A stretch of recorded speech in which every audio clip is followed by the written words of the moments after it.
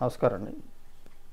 వాస్తుశాస్త్రంలో ఈ మధ్య ఖర్చు తక్కువలో అవ్వాలని 9 అంగుళాల పిల్లర్లు వేసి 9 అంగుళాల బీమ్లు వేసి గోడలు మాత్రం 4 అంగుళాల గోడలు కడతారు. దానివల్ల మరి ఎవరికి లాభం దొరుకుతుందో నాకైతే అర్థం కావట్లేదు. కానీ పని తొందరగా అయిపోద్ది, మెటీరియల్ తక్కువ పడుద్దని ఆలోచన చేస్తారు. పెద్దగా డిఫరెన్స్ ఏం రాదు, కానీ వాస్తులో మాత్రం చాలా పెద్ద లోపం ఏర్పడుతుంది ఆ విధంగా చేయటం వల్ల. 9 అంగుళాల పిల్లర్ ఉన్నప్పుడు 9 అంగుళాల గోడ మాత్రమే కట్టాలి. 9 అంగుళాల పిల్లలు ఉన్నప్పుడు 4 అంగుళాల గోడలు కడితే తూర్పు ఉత్తరం అంటే ఈశాన్యంలో ఉన్న పిల్లర్కి కోణం లోపలికి పొడుచుకొచ్చి ఈశాన్యం తగ్గిన ఎఫెక్ట్ అయ్యి తీవ్ర ఇబ్బందులు పడుతున్నారు అట్లాంటి ఇళ్లలో నివసించేవాళ్ళు. కనీసం ఇంతకుముందు బిల్డర్స్ 4 వైపులా గోడలు 9 అంగుళాలు కట్టేవాళ్ళు. ఇంటర్నల్గా టాయిలెట్లు కానీ ఇంకోటి కానీ 4 వైపులా 9 అంగుళాలు కట్టి ఇంటర్నల్ 4 అంగుళాలు కట్టేవాళ్ళు. చాలా చోట్ల ఇట్లాగే గత 4-5 సంవత్సరాల క్రితం వరకు కూడా అందరూ ఇట్లాగే చేస్తున్నారు. ఈ మధ్యకాలంలో ఈ గత 2 సంవత్సరాల నుంచి చూస్తే కనుక ఈ మధ్య ఎక్కువ అయిపోయింది అనమాట ఇది.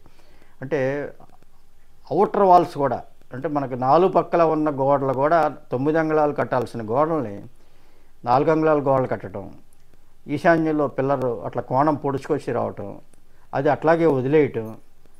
అలాంటి ఫ్లాట్స్ 50 లక్షలు 70 లక్షలు ₹1,00,00,000 పెట్టి కూడా కొని తీవ్ర ఇబ్బందులు పాలైపోయిన వాళ్ళు చాలామంది నేను చూశాను.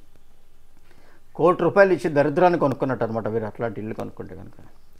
అలాంటి ఇళ్లలో తెలుసో తెలియకో పాపం ఏదో ఎంప్లాయీస్ ఉంటారు, ఏదో లోన్ వస్తుంది లోన్ పెట్టుకుంటారు, ఒక ఫ్లాట్ ఉండాలని ఉద్దేశంతో ఫ్లాట్ కొనుక్కుంటారు, కానీ డెప్త్ నాలెడ్జ్ వాళ్ళకు ఉండదు.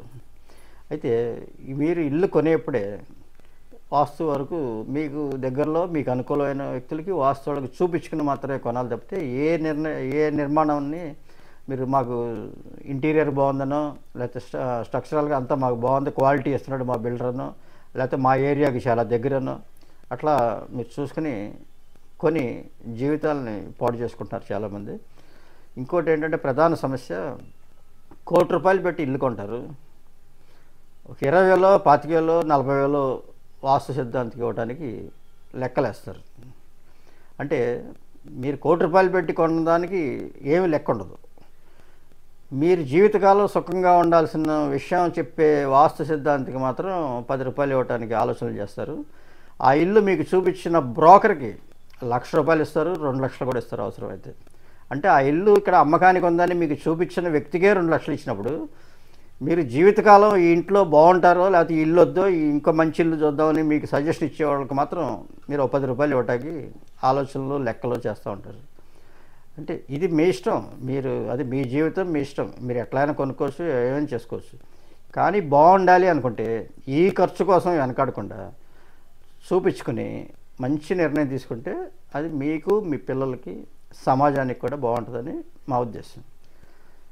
అయితే ఈ చాలామంది ఈ బిల్డర్స్ కట్టే కన్స్ట్రక్షన్స్కి ఈ ఇంటీరియర్స్ కానీ లేకపోతే వాళ్ళు చేసే డెకరేషన్స్ కానీ వీటికి ఇంట్రెస్ట్ చూపిస్తారు. దానికి ఇంకొంచెం కావాలంటే ఇంకో 1,00,000 2 లక్షలు 5 లక్షలు దానికి ఎక్కువ ఖర్చు పెడతారు తప్పితే వాస్తుశాస్త్రం గురించి జాగ్రత్తలు తీసుకుందామనే ఆలోచన అయితే ఉండదు.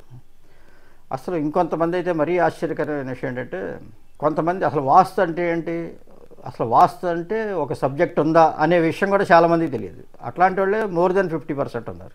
అసలు వాస్తు శాస్త్రం ఒకటి ఉందా అనే విషయమే తెలియని వాళ్ళు మోర్ దెన్ 50% ఉన్నారంటే మనం ఎక్కడున్నామో చూడండి.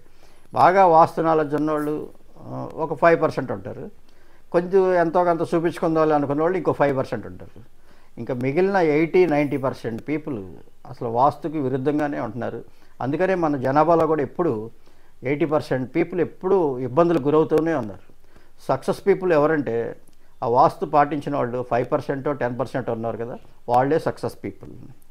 అందుకనే వాస్తుశాస్త్రాన్ని విస్మరించకుండా మీకు అనుకూలమైన వాళ్ళని పిలిపించుకొని చూపించుకుని అట్లాంటిది మీరు ₹1,00,00,000 పెట్టి ఒక ప్రాపర్టీ కొంటున్నారంటే అది మీరు జీవితకాలం ఉండాలి, మీరు మీ పిల్లలు మీ ఫ్యామిలీ మొత్తం హ్యాపీగా జీవనం సాగించాలి. దానికోసం మంచి వాళ్ళకి చూపించుకుని మీరు నిర్ణయం తీసుకోండి. నమస్కారం.